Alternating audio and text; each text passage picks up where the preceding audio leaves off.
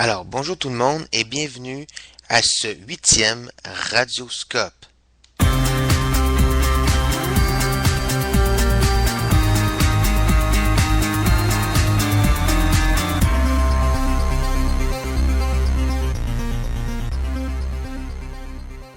Oui, un Radioscope qui revient après 2 semaines d'absence. 2 semaines d'absence qui s'expliquent d'abord par la semaine de relâche. Vous vous en souviendrez, je vous avais dit que Radioscope faisait relâche pendant la relâche. Et une deuxième semaine d'absence parce que je manquais de matériel. Alors, c'est d'abord une invitation que je vous lance en ce début de 8e Radioscope de ne pas hésiter à m'envoyer vos questions parce que sans vos questions, j'ai pas de matériel pour nourrir ces capsules qui semblent, selon les dernières statistiques, toujours tout aussi bien appréciées de la part des étudiants et des gens qui sont à l'extérieur du cours. Alors, donc aujourd'hui, on parle de quoi? Aujourd'hui, je vous propose de faire un petit retour rapide sur quelques notions déjà présentées, mais il reste quelques questions qui sont venues sur le tard, donc je vais répondre à deux ou trois d'entre elles. Et après ça, on va s'intéresser un peu au modèle des coalitions plaidantes à partir des questions que vous m'avez posées. Alors, parce que là, on passe au troisième module du cours, qui est celui des modèles théoriques. L'utilité de ces modèles-là est de nous donner une perspective, une compréhension de la réalité que l'on observe lorsqu'on fait de l'analyse de politique publique. Avant d'aller plus loin dans le sujet, je me permets une petite parenthèse. Ce qu'il faut comprendre, ce qu'il faut garder en tête par rapport à ces modèles d'analyse, c'est que aucun modèle ne prétend, ou à tout le moins ne devrait avoir la prétention de tout expliquer ou de pouvoir tout expliquer.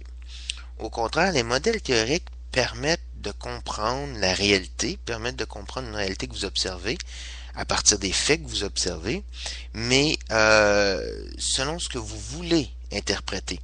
Alors, par exemple, si vous vous intéressez à la question de la mise à l'agenda, donc pourquoi tel enjeu s'est inscrit à l'agenda politique alors qu'un autre ne s'est pas inscrit à l'agenda décisionnel, alors là, à ce moment-là, le modèle de Kingdon pourra vous aider à répondre à cette question. Mais le modèle de Sabathier-Jenkins, le modèle des coalitions plaidantes, par contre, est un modèle qui permet de moins bien comprendre cette inscription à l'agenda décisionnel. Il va plutôt aider à comprendre comment les groupes se forment, comment les groupes font pression autour d'un enjeu. Et comment, à partir de valeurs, à partir d'idéologies communes, et d'idéologies qui s'opposent en même temps, les politiques vont se formuler. Donc, ce sont des perspectives différentes. Les modèles aussi sont influencés par, je dirais, le milieu où ils sont développés. Alors, par exemple, le modèle des coalitions plaidantes est un modèle qui répond très bien aux caractéristiques particulières du régime politique américain, alors qu'il s'applique moins bien dans les régimes européens ou même canadiens, bien que des auteurs aient travaillé d'arrache-pied pour adapter le modèle à ces réalités-là. Et là, ce qu'on voit que les modèles ont été d'abord développés pour un régime très pluraliste comme celui des États-Unis. Le modèle de Kingdon, par contre, peut assez bien s'adapter au contexte canadien, même dans plusieurs États européens.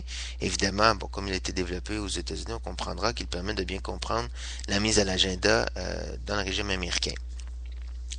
Les cycles politiques, on aura la chance d'en parler, mais c'est un modèle qui, lui, est peut-être un peu plus exportable, mais encore, une étude qui prendrait l'ensemble des cycles politiques, l'ensemble du modèle, devrait dire, pour faire une analyse, ce serait une entreprise très ambitieuse. Au contraire, c'est un modèle, et j'en parlerai sûrement, c'est un modèle qui est décomposable. Et donc, on va choisir certains aspects du modèle en fonction de la réalité qui nous intéresse dans notre étude, dans notre analyse.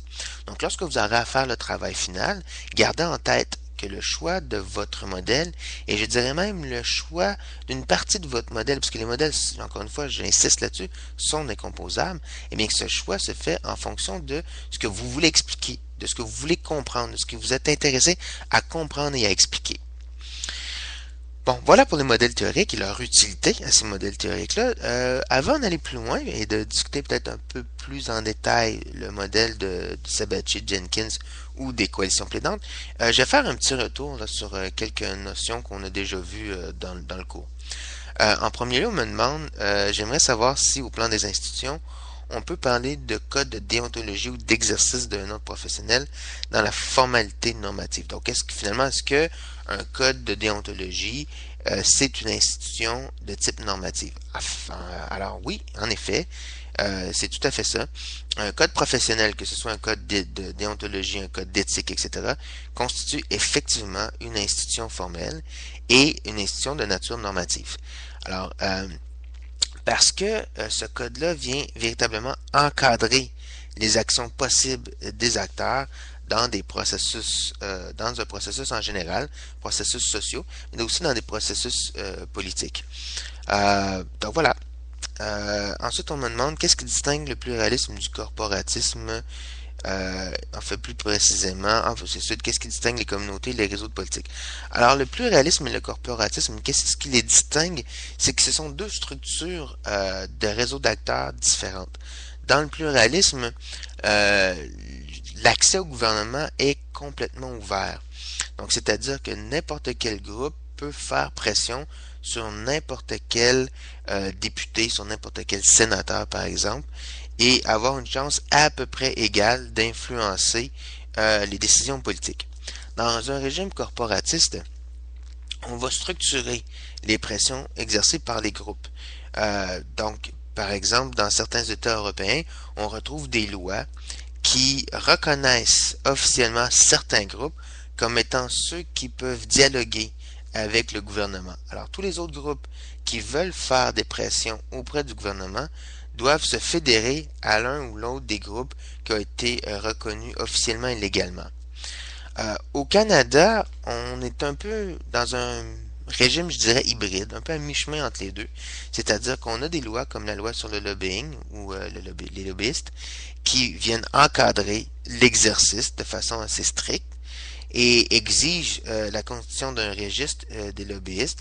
Et donc, n'importe quelle compagnie, n'importe quel groupe d'intérêt qui voudrait faire affaire avec des firmes de lobbyistes devra automatiquement faire affaire avec des firmes qui sont reconnues dans ce registre. Donc c'est un aspect un peu corporatiste, mais en même temps, n'importe quel groupe de citoyens, n'importe quel groupe d'intérêt peut aussi faire pression sur son député, sur le sénateur, peut tenter de rencontrer les ministres pour faire pression de façon à faire incliner une décision dans une direction ou dans une autre. Évidemment, avec la ligne de parti qui caractérise notre régime politique, il reste que souvent ce pluralisme-là a des effets un peu mitigés. Donc, c'est-à-dire que parfois ça fonctionne, c'est-à-dire que les députés ou les ministres au cabinet auront, face à la pression de leur population, auront quand même, je dirais, les coups des franges pour influencer leurs collègues. Évidemment, ici, il y aura un jeu là, de give and take, là, de marchandage, de négociation avec les collègues au cabinet.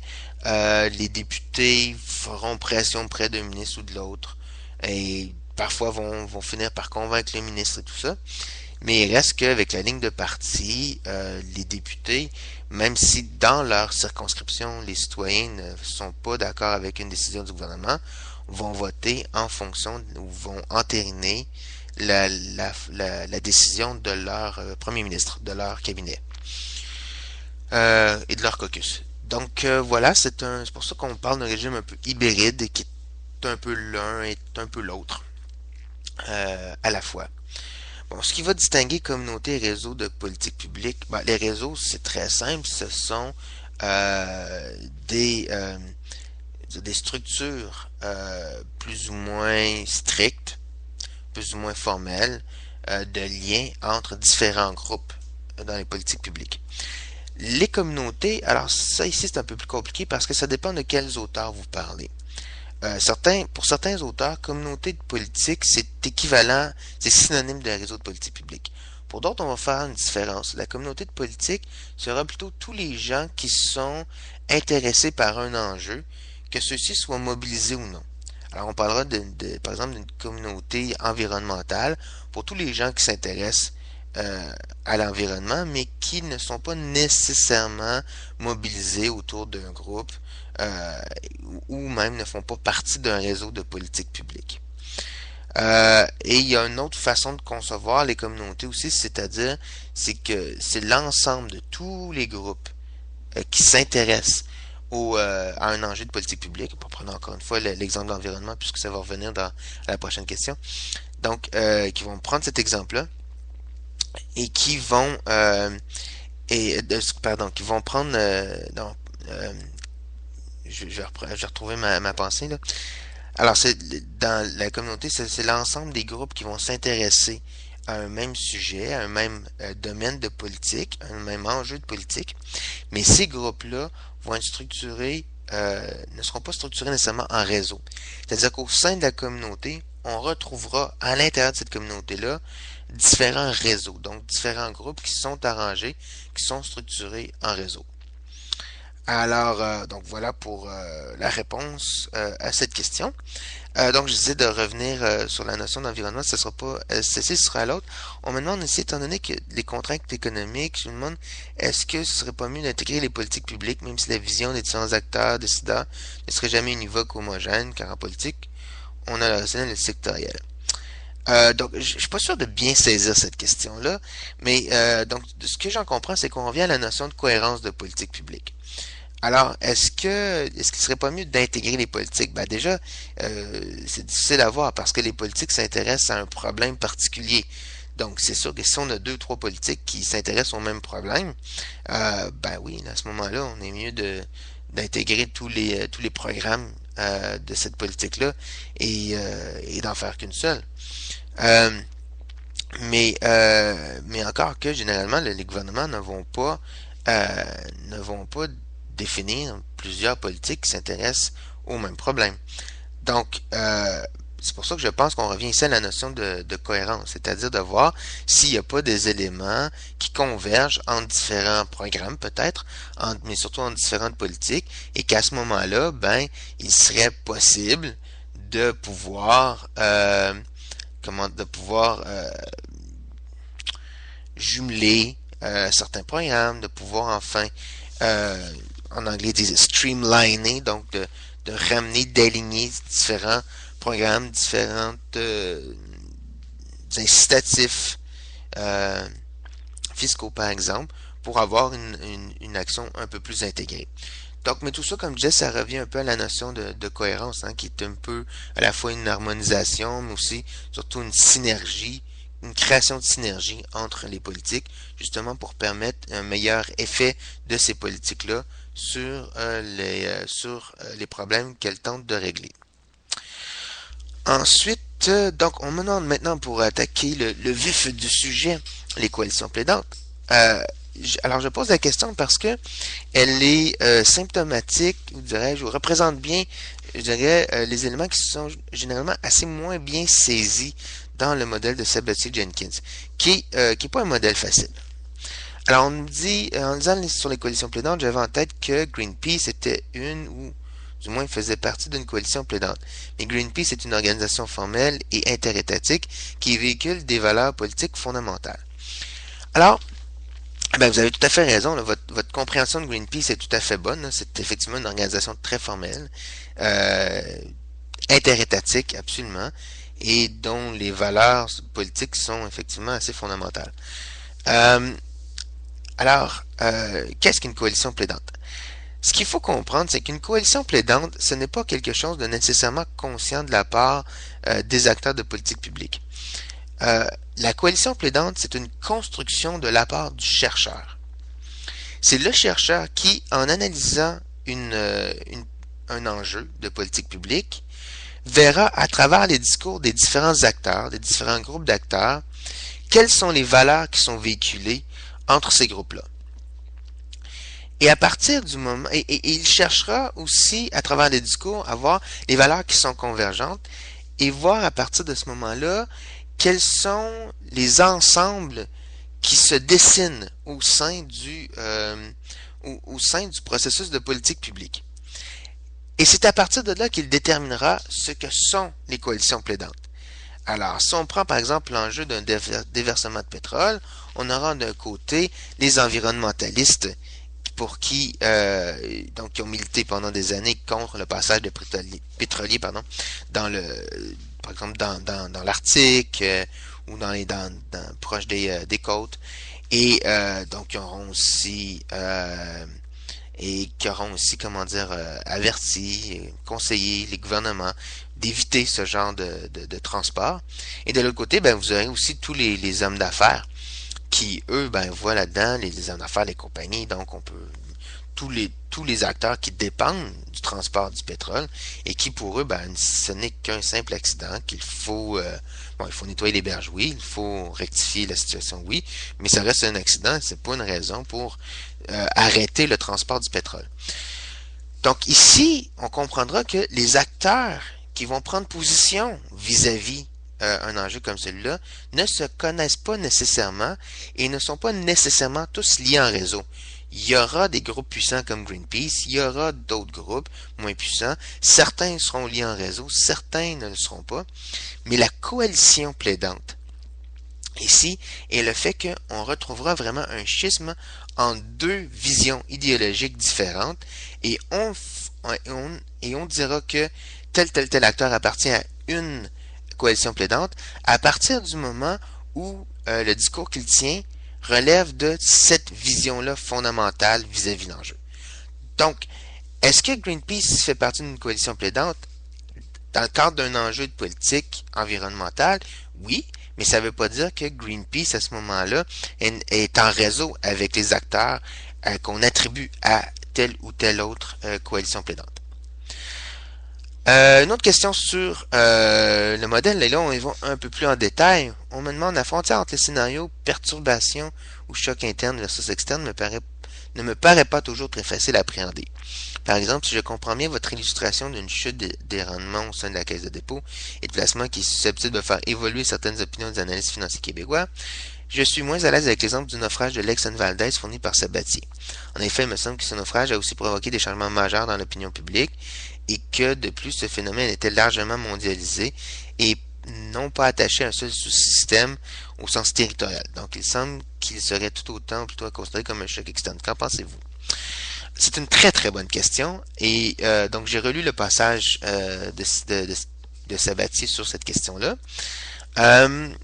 Alors, c'est effectivement quelque chose d'un peu ambigu. Ce qu'il faut comprendre ici, c'est que pour Sabatier, il considère le naufrage de l'Exxon Valdez comme un événement américain, donc appartenant au territoire américain. Et donc, à ce moment-là, c'est pour ça que ça devient un choc interne. Parce que c'est quelque chose qui va avoir bouleversé, donc c'est un événement américain, c'est un bateau, en fait, c'est un transport d'une compagnie américaine, donc c'est un bouleversement américain. Donc, pour Sabatier, ça fait partie de cette culture-là et ça affecte, donc, ce territoire-là. Cela dit, si vous êtes Canadien, l'Exxon Valdez, c'est autre chose. Parce que ce n'est pas un transporteur canadien. Et là, donc c'est vraiment un événement qui arrive de l'externe et qui va venir bouleverser l'opinion publique, qui va venir bouleverser les visions, les valeurs par rapport aux enjeux environnementaux. Mais ça, c'est vraiment un événement externe. Donc, c'est pour ça que je disais que votre question, c'est une excellente question. L'idée ici, c'est un peu ambigu. C'est que je dirais l'élément interne-externe dépend aussi de la façon dont vous de la façon dont vous observez une situation et de la façon dont vous l'interprétez. Alors, c'est comme Sabatier l'interprète comme quelque chose d'américain, qui vient des États-Unis, qui affecte les États-Unis. À ce moment-là, c'est effectivement un choc interne. Par contre, un peu comme si à la suite de travaux de forage au Canada, on connaissait une érosion des terres tellement importante qu'on vivait dans un secteur donné un éboulement. Et que là, ça entraînant, bon, disons, la disparition de maisons et tout ça, et bon, espérant qu'il n'y a aucun blessé ni mortalité. Donc ça, comme tout ça est le fruit d'opérations canadiennes sur le territoire canadien, dans des régions, donc il y a eu des effets sur l'environnement et tout ça, à ce moment-là, on dirait que ça, c'est un choc interne. Donc j'espère que ça clarifie un peu la situation, que ça aide à comprendre le modèle.